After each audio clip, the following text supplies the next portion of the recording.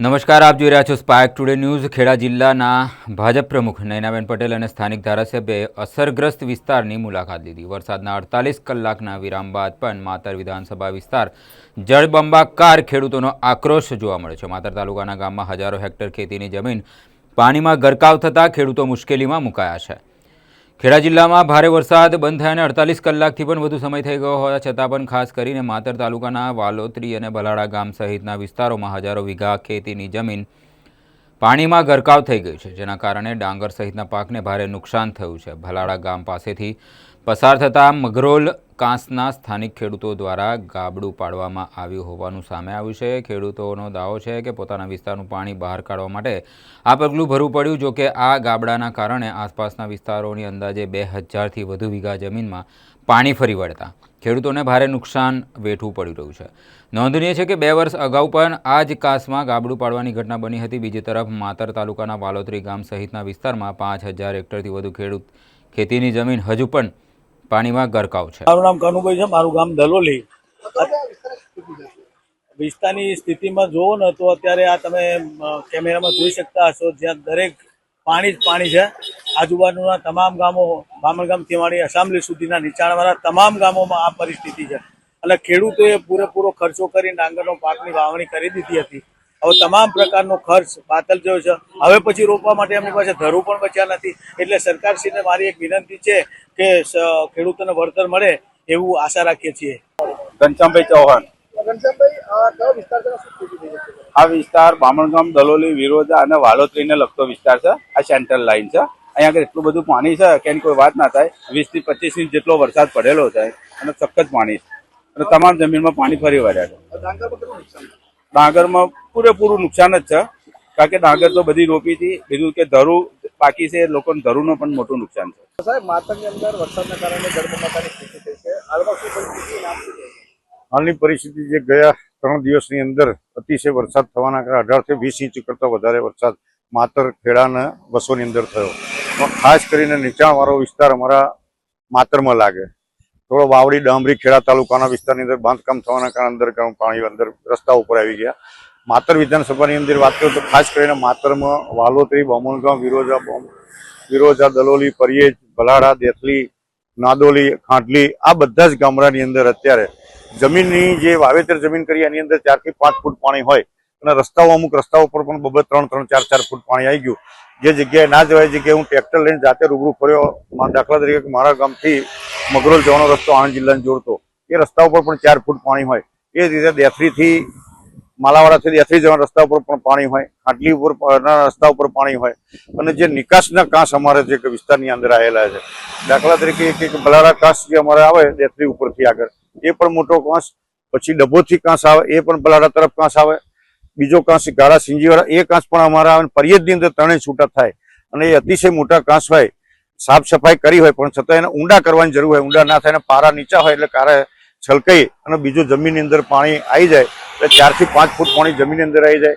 ખેડૂતોને પારાવાર નુકસાન અત્યારે કે ધરુવડિયા તૈયાર કર્યા, વરસાદ નહોતો અને કેનાલો બંધ હતી એટલે ધરુવડિયા જે નાખીને તૈયાર કર્યા હતા એ ધરુવડિયા તરફ બુડી જવાથી ડાંગર રોપવાની ખેડૂતોને મહા મુશ્કેલી હોય ને અત્યારે ધરુવડિયા કઈથી ધરું લાઈન ડાંગર રોપી આવી અહીંયા મુશ્કેલી ઊભી થઈ હોય। પણ હજુ પાણી અમારે 4 થી 5 દિવસ, 10 અમુક જગ્યાએ 10 દિવસ થશે, અમુક જગ્યાએ 4-5 દિવસ સુધી રસ્તા ખુલી જશે। પણ હાલ બીજી કોઈ મુશ્કેલી ના હોય, લોકોને જીવન જરૂરિયાત વસ્તુ માટે દરેકને કોન્ટેક્ટ કરી અને સ્થળાંતર કરવાનું થાય તો સ્થળાંતર કર્યું। જમવાની વ્યવસ્થા, આરોગ્યની સુવિધા બધી તંત્રને સાથે રાખી કોઈ પણ મુશ્કેલી, જાનહાનિ ના થાય એની ખાસ તકેદારી રાખી ગામે ગામ અમારી સંગઠનની ટીમ, ચૂંટેલી ટીમ લોકોની સંપર્કમાં સતત હોય અને સતત પ્રયત્નો અમારા એક જ હોય કે જાનહાનિ ના થાય, કોઈને આર્થિક નુકસાન ના જાય, એવા પ્રયત્નો અમારા ટીમ વતી આખી માતર વિધાનસભાની અંદર પ્રયત્નો ચાલુ કરે છે।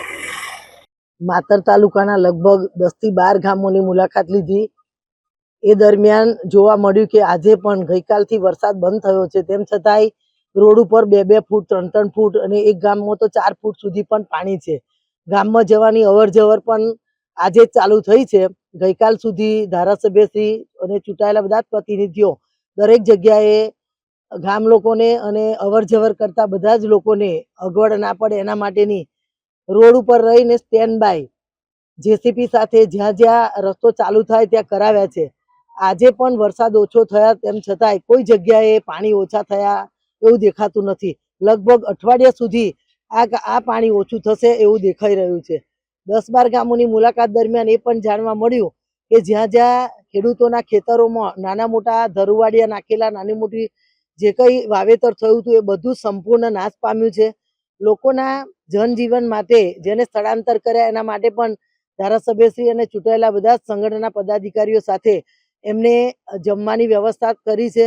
ખૂબ સારી રીતે કોઈને જાનહાનિ ના થાય એની ખૂબ તકેદારી રાખી છે.